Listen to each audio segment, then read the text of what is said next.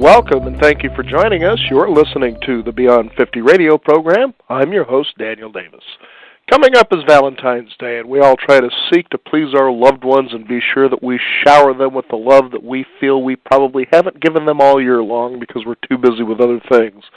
In fact, that seems to be the whole idea of today's world, is we're busy doing other things, so then we create these special holidays so we can remember to basically be gracious about what we have. Joining us here on the Beyond 50 radio program today is author of the book, Why Love Heals. And if you could just imagine you go to your doctor, and your doctor writes a prescription to go fishing or whatever else brought you great joy, that'd kind of surprise you, wouldn't it? Well, that's exactly what our guest did today with a lot of his patients, and he's going to talk about why love heals. And I'd like to welcome to our program today our guest, Dr. Dean Schrock. Dr. Dean Schrock, thank you for joining us here on the Beyond 50 radio program.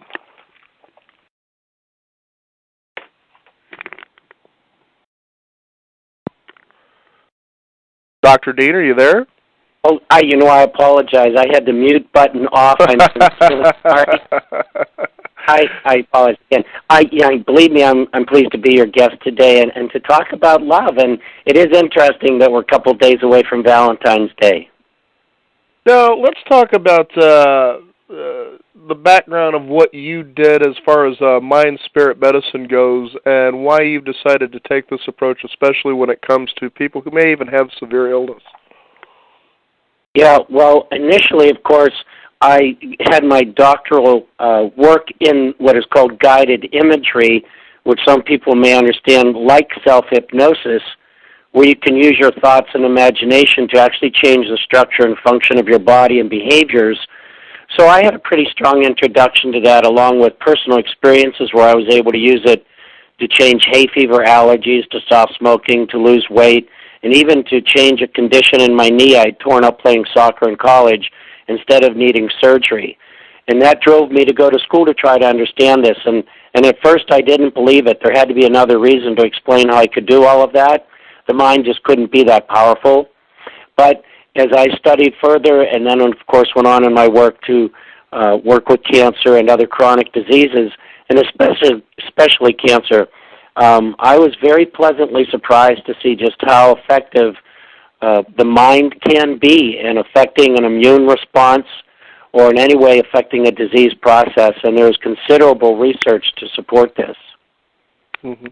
Now, let's talk about your book, Why Love Heals, and how you came about producing that, how it's affected the people who have read it. Okay. Well, when I was director of mind-body medicine for a group of 40 cancer centers, I was responsible for developing all psychological services for patients and families. And I had interned with an oncologist who became actually very popular for telling people to imagine their immune system, their immune cells gobbling up cancer cells.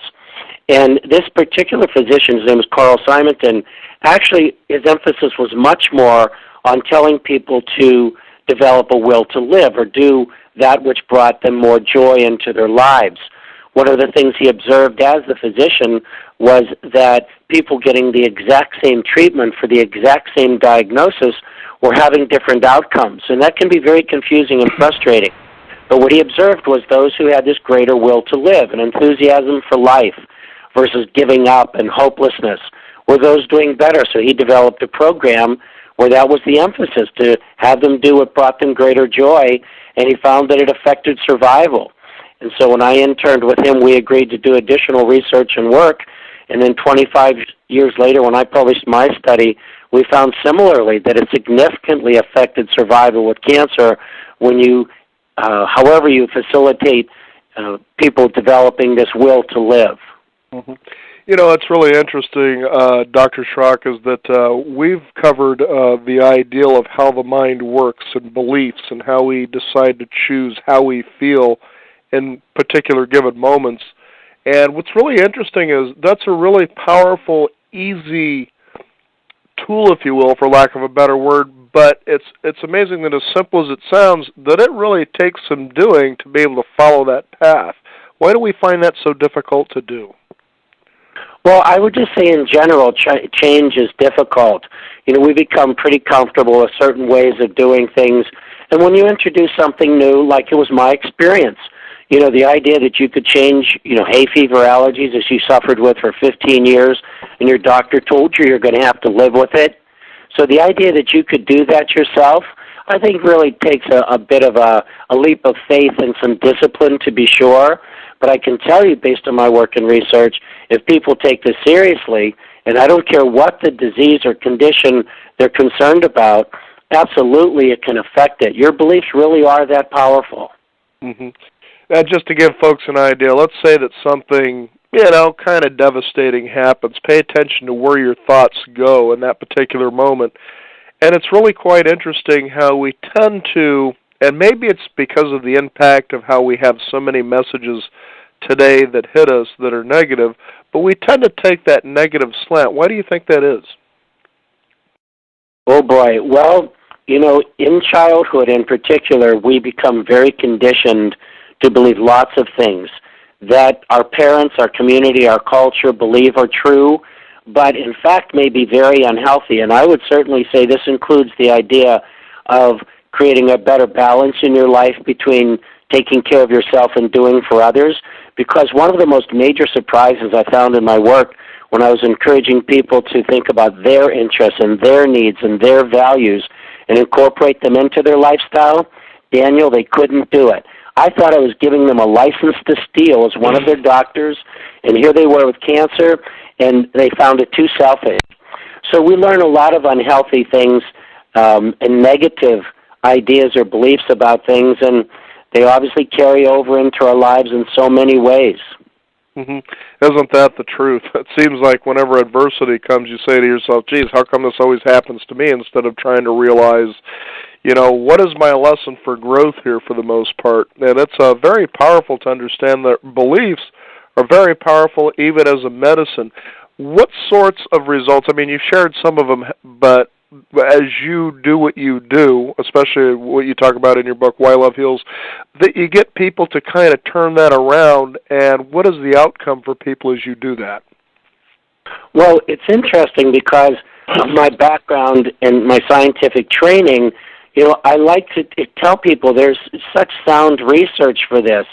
And so when I was invited to co-author the Mind-Body Medicine chapter for Dr. Andrew Weil's newest book, Integrative Oncology, my colleague and I, Dr. Marty Rossman, we were surprised how much research we even found now exists.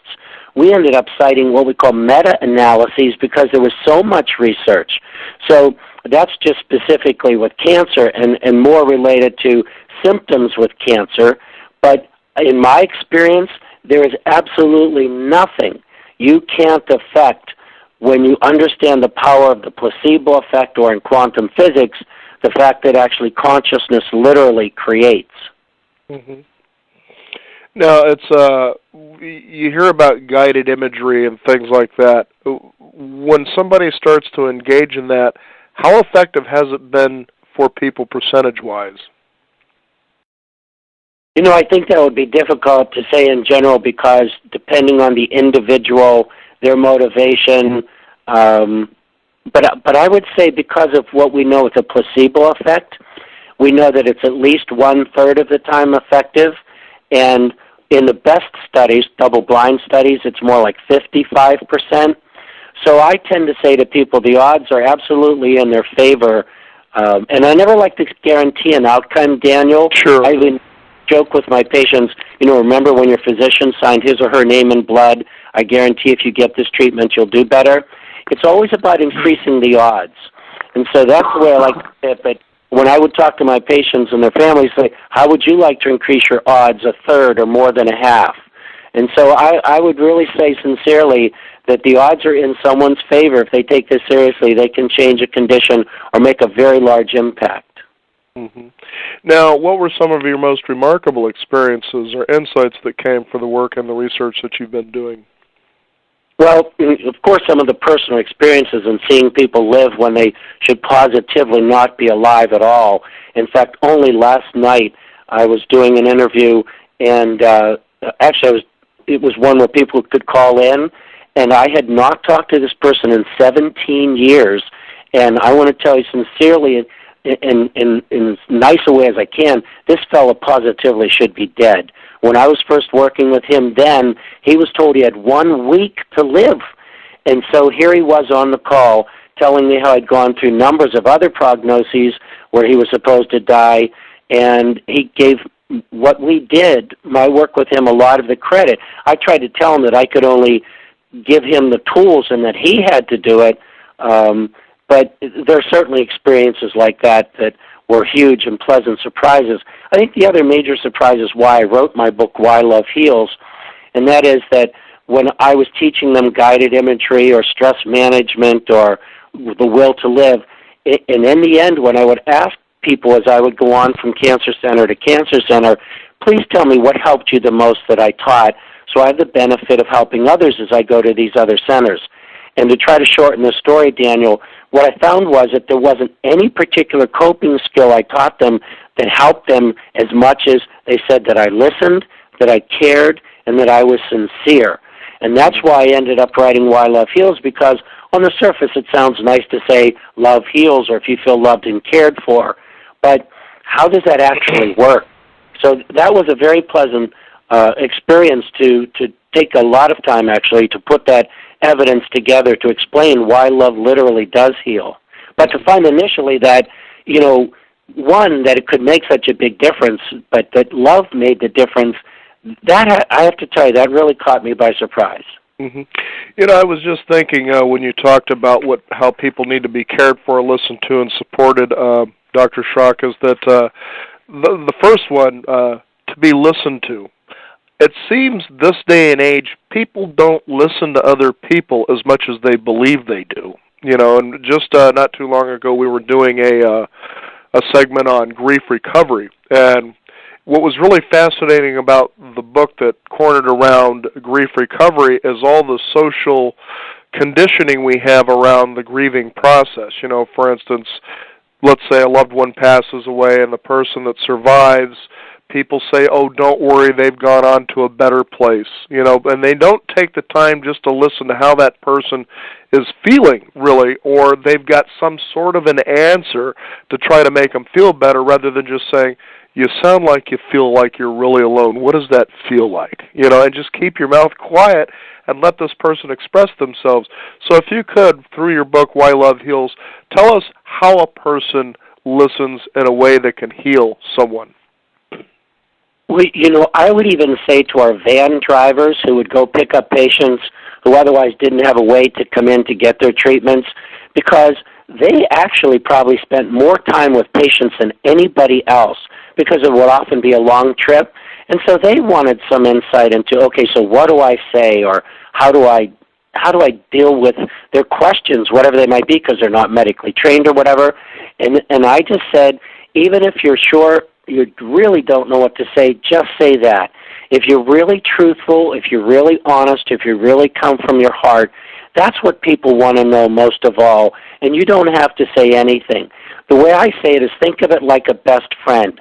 If you had a best friend and you were really feeling, or that friend was feeling really out of sorts, the way you would handle that friend is you wouldn't try to fix them, you wouldn't try to change them, you would just simply be there for your friend. And you might say, I don't have any answers, but what I will say is, come thick or thin, I'm here for you, and we're going to go through this, whatever that takes.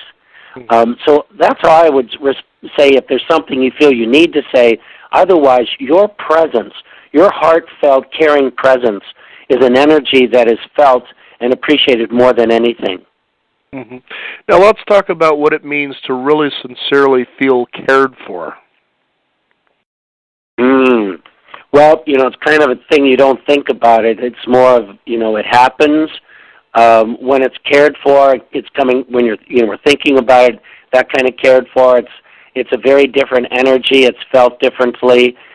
But it's the idea that people know that you care, that you're on their side, that you go in, say that's in a health setting, you're not just a number, you're not just a diagnosis.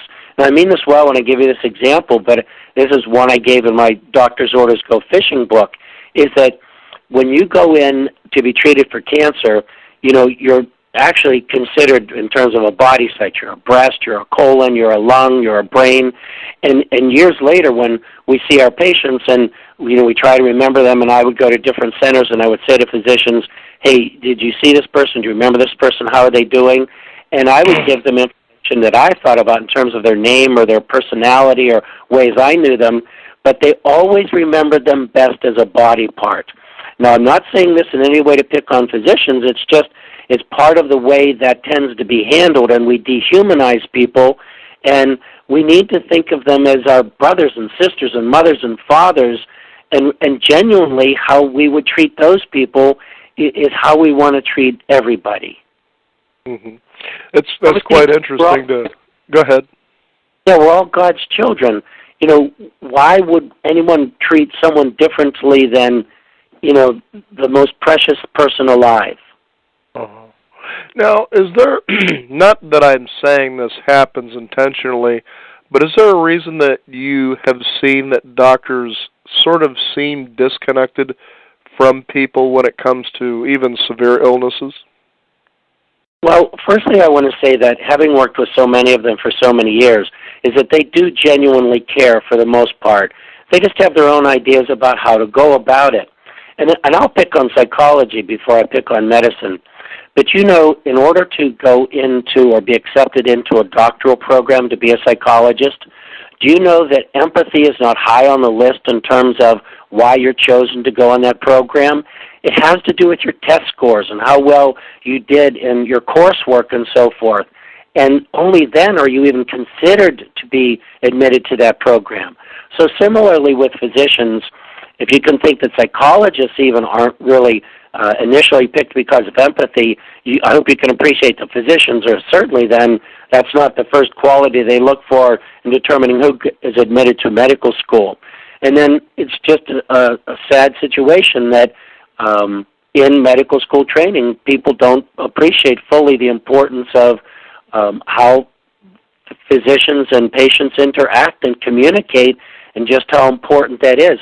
We use the term bedside manner, and now there's actually extensive research showing that a physician's bedside manner actually makes a difference in patient outcomes. Well, I would believe that it does.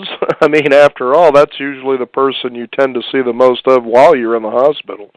I'm even remembering a story one time up at our major medical center where my son happened to be up there at one time, and there was this little girl up there. She couldn't have been more than, say, 5 years old, maybe 6 at the most, and was up there being treated for cancer. And one of the saddest things that I had ever heard was they said that the parents basically just dropped off the little girl and left her for the doctors to take care of her, that they rarely visited her. But yet she had this particular way about her that was so endearing, charming, and friendly. And you thought, how can parents just do something like that and expect to just come and pick up their kid when it's all over with? Yeah, it's just amazing how people can be so very, very different, and some very loving and some indifferent, and it's sad. Mm-hmm.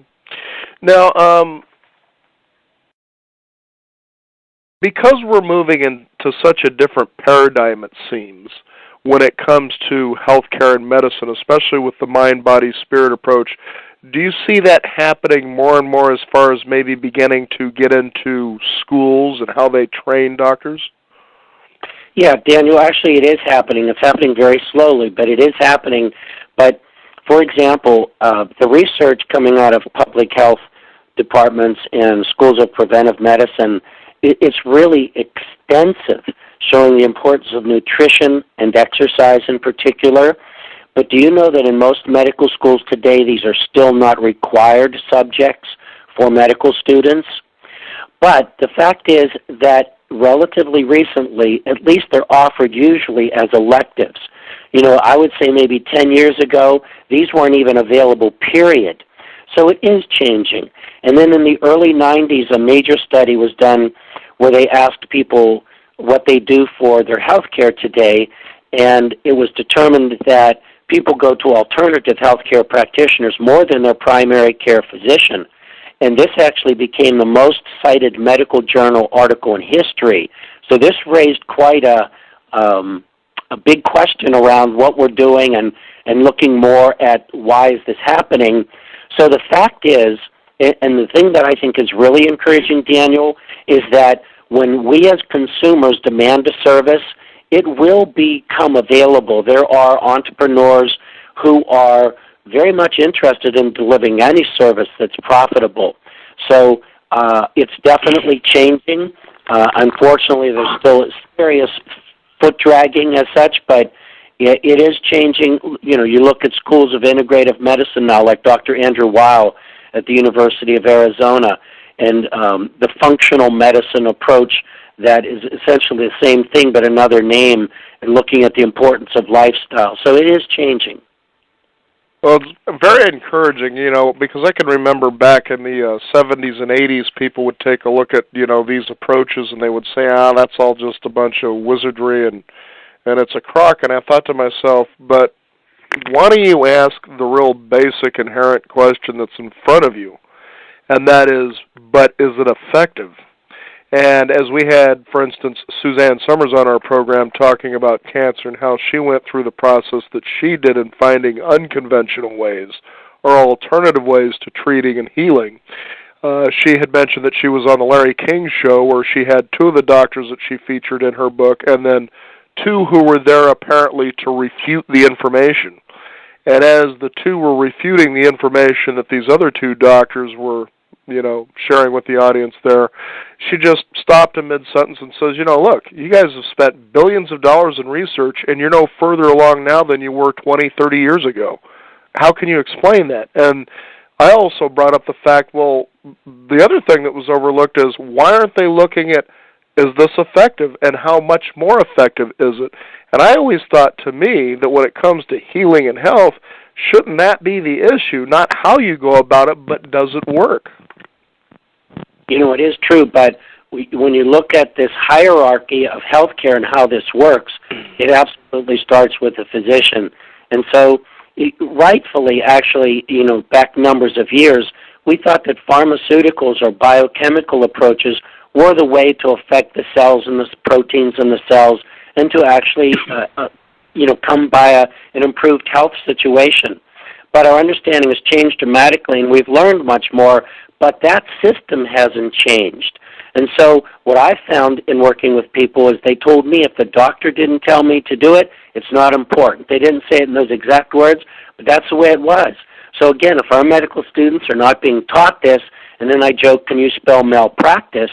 You know, physicians are genuinely wanting to help, but now it's become even much more of a serious concern about the legal part of it, is they make sure that they're doing what legally they will be considered safe, along with otherwise what they would like to do. But now you throw in HMOs and managed care, and it's getting worse. Mm-hmm. Well, we certainly hope that it changes, especially for people out there who want to heal. The book is Why Love Heals, and our guest today, Dr. Dean Schrock. Dr. Schrock, could you please give out a website where people can find out more about how to get the book and find out more about the work that you're doing? Yeah, thanks very much. They can certainly go to heartfeltintent.com. That's where they can definitely stay in touch with what I'm doing, and we're always giving away something free on that website, an e-course or guided imagery download related to the subject of mind, body, spirit medicine. So I would recommend mostly that they go to heartfeltintent.com. Well, we certainly applaud you for being one of many who are out there trying to get the healthcare system changed to put the humanity back into it, because after all, as you had mentioned in the earlier in the program, it's about being able to feel listened to, cared for, and supported. And it's amazing just what can happen when all three of those elements are in place, and then you sprinkle it with love, what really happens. Truly, love is its own miracle. Thank you for being on the program with us today. Thank you, Daniel. Again, the book is Why Love Heals, and our guest today, Dr. Dean Schrock. And we also want to encourage you, the listeners out there, to visit us at our website at Beyond 50 Radio. There you can sign up for our free weekly e-newsletter, and also be sure to visit our blog where we archive our shows and also have great resource information for you to use as well. We again thank you for tuning in. You're listening to the Beyond 50 radio program. I'm Daniel Davis, and remember, live your day past halfway.